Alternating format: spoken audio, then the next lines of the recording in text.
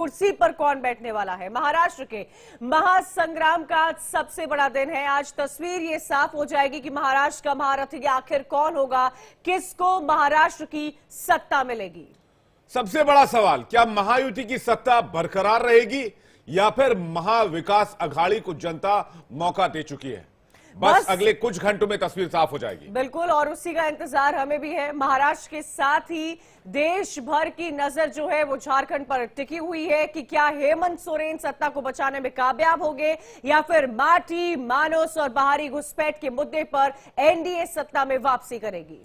महाराष्ट्र में जहां 288 सीटों पर चुनाव हुए, बहुमत के लिए 145 सीट का आंकड़ा बहुत जरूरी है, जबकि झारखंड में विधानसभा की 81 सीटें और बहुमत का आंकड़ा 41 है। टैली आपके आसपास स्क्रीन पर हमने लगा दी है। थोड़ी देर में ये टैली बदलने लग जाएगी। पहला रुझान ठीक 8 बजने के साथ ही हमें मिलने लग जाएगा और जैसे ही टैली बदलेगी वो स्क्रीन पर आपके सामने हम रख देंगे। चाहे वो उत्तर प्रदेश के उपचुनाव की बात हो, चाहे वो महाराष्ट्र के 288 सीटों की बात हो, चाहे वो झारखंड की 81 सीटों की बात हो, हर तरफ से जो अपडेट पहुंचेंगे सबसे पहले आप तक पहुंचाएंगे। लेकिन सबसे बड़ी बात एक और चीज है यहां पर दर्शकों, महाराष्ट्र और झारखंड में चुनाव तो हुए ही हैं, लेकिन उसी सरगर्मी से, उसी तीव्रता से, उसी चुनावी माहौल में बात उत्तर प्रदेश की भी हो रही है। उत्तर प्रदेश में 9 सीटों पर उपचुनाव हुए हैं जो बीजेपी और समाजवादी पार्टी के लिए साख का सवाल बन चुके हैं और यही सवाल आज सुलझेगा जब इसका जवाब काउंटिंग के बाद मिलेगा कि आखिर किसकी साख दांव पर लगी और किसकी साख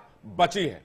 जनता ने किसे चुना है यह आज तय हो जाएगा। पिटारा खुल जाएगा 8 बजे। वो तस्वीर आपको दिखाएंगे जब काउंटिंग शुरू हो जाएगी।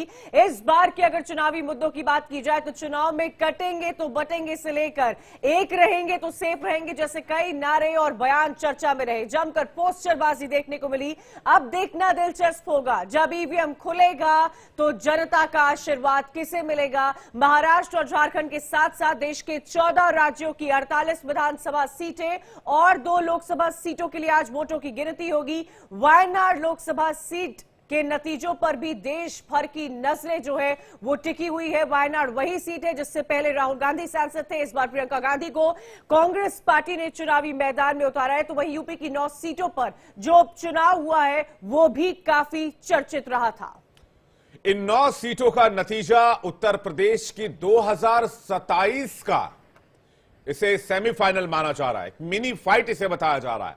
तो बस कुछ देर का इंतजार कीजिए, दिल थामकर इंतजार कीजिए, क्योंकि तस्वीरें और आंकड़े दोनों की शुरुआत होने वाली है। इंडिया डेली के साथ जुड़े रहिए। सबसे तेज नतीजे, सबसे सटीक अनुमान और रुझान हम आपको दिखाने जा रहे हैं, तो देखते रहिए। सिंहासन का संग्राम, महाराष्ट्र झारखंड विधानसभा चुनाव के नतीजे